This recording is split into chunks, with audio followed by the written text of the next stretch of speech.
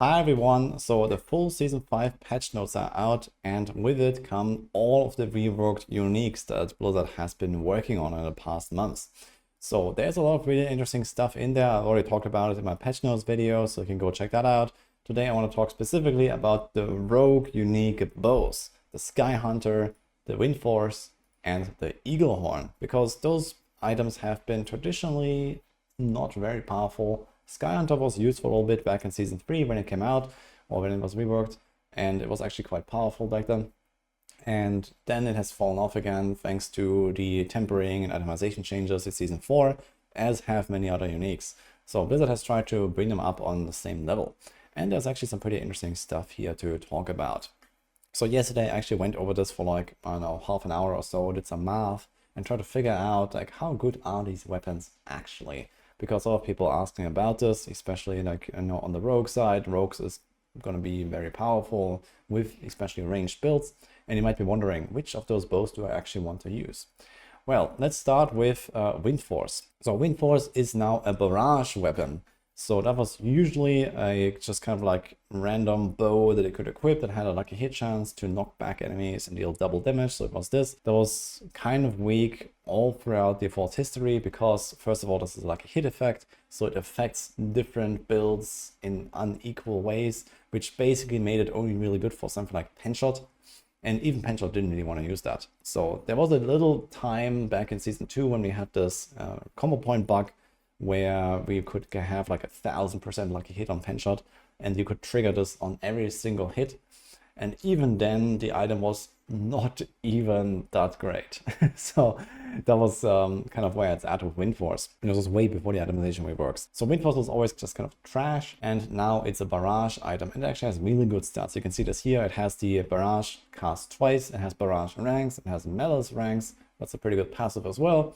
And has movement speed, which is actually kind of cool to add here for the Windforce. I think that has like a nice like flavor touch basically. And they also changed the implicit to damage to crowd controlled enemies, which is honestly a very strange stat to have on a bow. So the reason why this is strange is because crowd control damage is usually something you exclusively use on close quarter combat builds, which are usually melee builds. Now there are close quarter range builds. For example, in Season 4 you might have seen my poison barrage build that was actually pretty strong and pretty fun. A lot of people like that build, and that was a close quarters build. It was actually a barrage build as well. So you think that there's actually kind of the synergy here now, where maybe you can use this for something like the poison barrage build. Maybe not for a precision build, because Skyhunter exists and has precision synergies, but I will go into that soon. And you would think, okay, maybe something else here. Now the problem is that Windforce, the double damage effect, does not actually work for poison imbuement. And this makes this whole idea just kind of die instantly. Like, you know, a poison barrage, like non-precision setup. The thing about precision is it does not actually buff poison imbuement. So if you want to make a poison ranged build, you have to not play precision. In that case, you would think, okay, there's this close quarters combat synergy here, and it has pretty decent stats. It has, you know, pretty good stuff, to be honest. But then, unfortunately, the effect doesn't work for poison imbuement. So this double damage effect is only for the arrow and not for the poison imbuement. Maybe this is a bug. Maybe the devs actually intended this to be used as kind of like a poison weapon, but yeah, I guess they have not really updated this. I would be surprised to see if Windforce was actually changed to now work with poison imbuement. And for example, also, let's say with Andariels, if we're not doing Andariels, poison barrage build or something like that, you have the same problem. Hits of barrage have a chance to deal double damage. So this means that anything that's not barrage, you know, even all of your procs, arrow storms, your Andariels, whatever, will not be buffed. So this is actually not the same as having, let's say, a generic plus 50% damage increase, for example. Other than that though, Windforce is actually kind of useful, but unfortunately it just doesn't really make the cut because of this. Maybe it's a bug, or maybe because that's just how the functionality is. If they rework this to maybe and give a chance to deal double damage with anything you do, like a 50% chance with any hit, or, you know, at least with like the poison imbuement that is carried in the barrage projectile or something, then you would say, okay, maybe you can do like a poison barrage build with this, and you have like the close quarter synergy, and then you can make something out of this. But as it stands, Windforce remains not entirely useless, I would say. It's still not bad to get early on, but it's not an endgame weapon, that's for sure. So it just doesn't really have the synergy. and it doesn't really fit into a build that I can really think of. Could maybe try some weird stuff like an exposure, death trap, barrage build or something, and then include a poison there as well or so. But either way, this is not going to be anywhere close to the power level of what you can do with precision. Precision is just so powerful. You play like a cold barrage build and you destroy with precision. So it just doesn't really make the cut here. Then we have the Eaglehorn. It is kind of a similar story here. This is effectively a copy of Windforce, but for pen shot. See here, it has pretty much the same stats. It has attack speed instead of movement speed, okay. And then you have the chance to cast twice, the same number. You have the same amount of ranks to the skill. You have the same passive. And then you have this effect here with pen shot makes enemies vulnerable, which is pretty cool. And you have the pen turning shot bounces off walls every 4th shot and deals 150% more damage. Now, if you don't bounce and hit anything, you still deal 150% damage extra on every 4th shot. This gives you an average of 550% damage over 4 attacks. So we have 137% damage. So this is roughly a 37.5% damage increase. Windforce is 50%, plus has a bit of extra synergies with the knockdown, which actually being like a crowd control, but crowd control enemies is not really a problem that rogues have, but it can be kind of nice also for Stagger, for example. In the case of pen shot, you just get this raw 37% damage, and then sometimes you might get a bounce, and that bounce might give you like an extra hit or something, and that hit is actually really powerful because of the buff to this 4th shot. So depending on how often that happens, in my experience, not very much, to be honest. So the bounce is pretty erratic, and depending on, you know, the exact layout, maybe like a small closed corridor or so, you will have better chances. But overall, I wouldn't rely on this bounce to really do anything.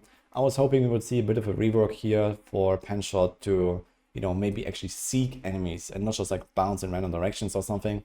That would have been cool and would also kind of solve the single target problem a little bit. So that was a suggestion I made a while ago, and they didn't really go with that. They did go with my suggestion, or maybe they wanted to do it anyway, with the movement speed on the Windforce. I also suggested something like a movement speed buff, maybe even in the legendary effect, to maybe even go above the cap or something. Seems like they didn't go with that. But for Eaglehorn, I gotta say, it's kind of in the same boat as Windforce. It is pretty much a copy of Windforce. And again, if you play with precision, well, you have Skyhunter. I'm gonna talk about how good Skyhunter is in a second. But if you play a non-precision pen shot build, then this is actually not a bad bow, because Skyhunter only works with precision. And here, for example, you have a lot of vulnerable damage. Vulnerable damage is something you want to stack for Victimize. Pen shot has a very good synergy with Victimize. The problem though right now, at least for Season 5, is that Victimize was bugged on the PTR, and it seems like it's not getting fixed, and it's bugged in a really bad way. It's like basically unplayable. So for Season 5, Eaglehorn might not be useful because Victimize is not useful. But if Victimize comes back, I think Eaglehorn is actually a relatively decent weapon. And depending on how much you can abuse this bouncing, to be honest, I have not really tried it too much. There is certain ways to, like, you know, position yourself and try to use the bounces and get like multiple hits and stuff, I think. This could be kind of good, but it doesn't help you that much in the moments when you really need it the most, like boss fights, for example. Boss arenas are usually very large or don't even have walls to bounce off. So the pen shot bounce stuff is kind of more flavor than anything, I believe. So overall, I would say Eaglehorn is probably a more useful weapon than Windforce, because at least you have the Victimize synergy with pen shot, which you do not have with Barrage. Barrage is not a build that you can realistically play with Victimize, even if Victimize was working properly. And there's not really that many key passes that would just fit into a Barrage build. Even if you play like, let's say, an inner sight Barrage build, you'd probably still go for precision. Or if you played a preparation Barrage build or something. So as I said, there can be some weird stuff like the Poison Barrage, but that doesn't work with Windforce. So you have kind of a problem here. But with Eaglehorn, I would say it's a good weapon, relatively solid stats, and it has this bounce effect, which is kind of cool. It has the vulnerable effect, which is kind of cool.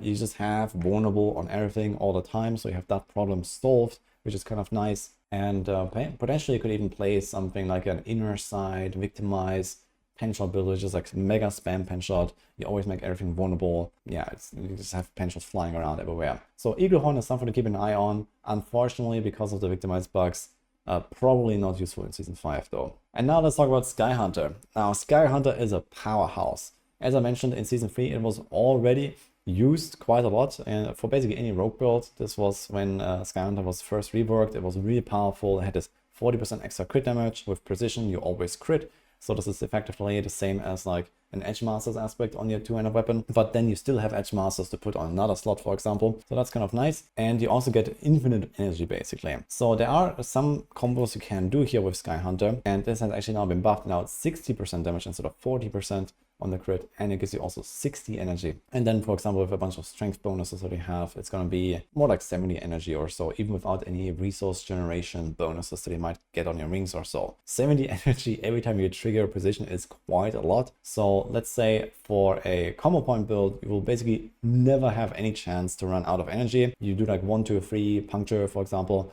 and then you do your barrage or your pen shot, and that will cost like 30 or something energy. So you get way more back than you would ever need. And even if you include, for example, stuff like Crown of Lucion. Crown of Lucion has been updated to increase your cost quite a lot. Let me find this here, Crown of Lucion. It's this one. So this one has an effect, for example, every time you use a skill with resource cost, you gain 15% increased damage, and resource cost is increased by 30% up to 5 times.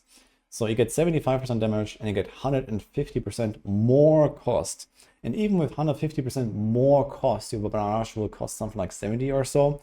So effectively, with a Skyhunter, with combo points, you will always get all of your energy back, even with something like Crown of Lucion. So this is a pretty strong synergy here. And you can even use Skyhunter for non-combo point builds. You can play just Precision and Inner Sight or Preparation if you want, and just mega spam your barrage or your pen shot. Every time you get a crit, let's say with barrage, there's like almost no way you're not gonna get at least 1 crit to get the 2 precision stacks. So effectively you need 3 barrages when 1 of them will trigger precision and 2 of them will build precision. So every 3 shots you get your 60, 70 energy, effectively making it so that you can just spam anything you want as long as you have Skyhunter in precision. So this is kind of how that works.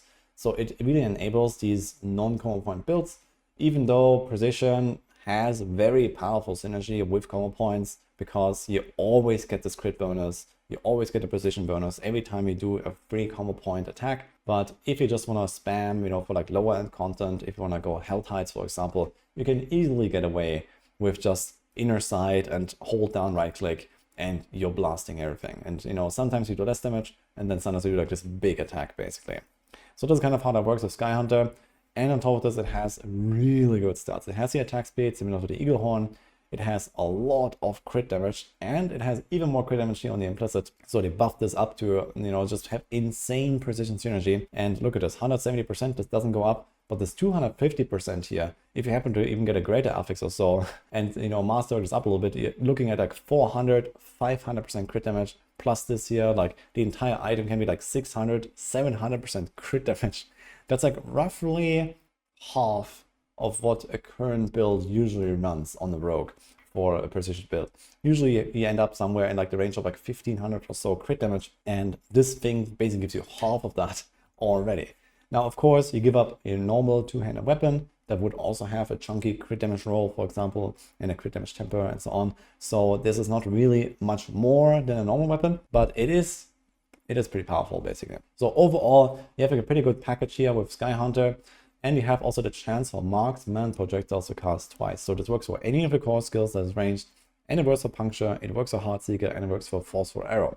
And that's really cool, because just with this stat here, you actually can get away with having nearly 100%, or even you can even go to 100% double chance, double cast, and this works for anything. You can do potentially combos between pen RF, although I don't really see that being played that much anymore these days with the introduction of Scoundrel's Kiss, for example, but it is feasible with this. And you also get, for example, double Heartseeker, and double Heartseeker is really nice. It stacks your buffs faster, it gives you more lucky hits, it gives you more consistent, you know, procs of everything. So that is like a nice perk to have in addition to just getting your double cast for your main skill. So really cool stuff here. It also has stutter steps, so it also has the movement ability basically from Windforce. So it has basically everything you want, Skyhunter, and it's just so powerful. So overall, I gotta say, Skyhunter is a really powerful weapon. It is certainly competitive with really good weapons. Let's say, for example, here is like my Season 4 Barrage Planner. And if you look at, for example, this crossbow here, we can put this a bit side by side, like this. And then you can kind of see what it looks like. So here's like a crossbow, and this looks like this. So we have no crit damage on the implicit, which here we have 170. Then we have crit damage here on the normal roll, and then crit damage on a temper. And you see here that a normal crossbow can actually kind of be competitive with the crit damage you can get from the Skyhunter. And then you have the chance to cast twice, which you actually have more of on the Skyhunter, I believe. And again, as I mentioned, it works for all of your skills. It works for your Heartseeker, so there is like some extra perks. We give up the dexterity, we gain the attack speed, we give up the life, and then we gain stuff like Stunner Step and so on. But we also get a really powerful effect. Like, even if we don't care about the energy effect of the Skyhunter, it is still so much extra damage, 60% extra damage, and especially on a combo point build, you will always get the full 60% value every single time. So for some builds, this is straight up just the strongest power you could possibly put on your two-handed weapons. Something like a rapid fire build, for example, usually runs just something like Edge Masters, 40%. It's actually a pretty weak power, but this is the strongest you can put here. And you get more than the Edge Masters on the Skyhunter, and you can still put Edge Masters on, your amulet or on a ring or something, and, move out another weaker power. So there are definitely some benefits here, and if you get a really good Skyhunter, especially if you happen to get like a greater affix crit roll or a greater affix chance to cast twice roll or something, this is a really good weapon that basically any call point range build will want to use, I think. Now, of course, if you talk about damage per shot, I think a crossbow will still beat this slightly. So if you care about doing this one really big combo to like one tap a boss or whatever, and you want to do this with puncture, for example barrage or so usually was played with puncture and the crossbow, because if you mostly use your melee weapons to build your call points, then you don't really suffer from the downside of the crossbow's slow attack speed. And Skyhunter is mostly an item that you want to use with Heartseeker, because you actually have the high attack speed from the bow, and then you shoot more bow attacks with Heartseeker instead of using your melee weapons. So if you want to be like a true ranger, then it makes more sense to go for a Skyhunter. And you can still make a really good crossbow that has really good stats, and for example go puncture and barrage, and just use like the higher power that you get from the crossbow. So that should be pretty competitive, and in the end it kind of comes out to your preference, I would say. Now you can map this out to see exactly what weapon will be better for your setup if you go and do all the numbers. I've done that a little bit, and when I compared Skyhunter to, for example, like a crossbow like this or so, then it turned out to be DPS wise roughly like plus 15 to 20% or so, depending on exactly like which power do you move around, or if you use puncture or Heartseeker and these kind of things, and what kind of other little perks that we add, for example for the chance to cast twice that will now apply to a builder. So there are some of these benefits, but again, the damage per shot is probably still higher on a crossbow. So in particular, if you want to use puncture, then a crossbow is maybe better than a Skyhunter. Either way though, really something to look forward to for the rogues. At least the Skyhunter is really good. Unfortunately, the other bows, Eaglehorn would be fine if Victimize works, so maybe we get surprised, maybe it's actually fine and this is a pretty good weapon. Windforce, on the other hand, I don't really see much of a use for it. So this is where it's at. Let me know what you think. Maybe you have done some other math or some other setups that I didn't think about now that, maybe would include something like Windforce, or maybe I'm not completely off with something. But this is what I got here for now. So if you are looking forward to playing a rogue in Season 5, then Skyhunter is really something to look forward to. But a really good crossbow or a really good bow can still be competitive, I would say. This is what I got here for now. Stay tuned for more videos. I actually started recording a bunch of build guides as well, and of course other stuff for Season 5. I'll have a lot of stuff coming in the next few days. So hope you like this, and see you guys next time.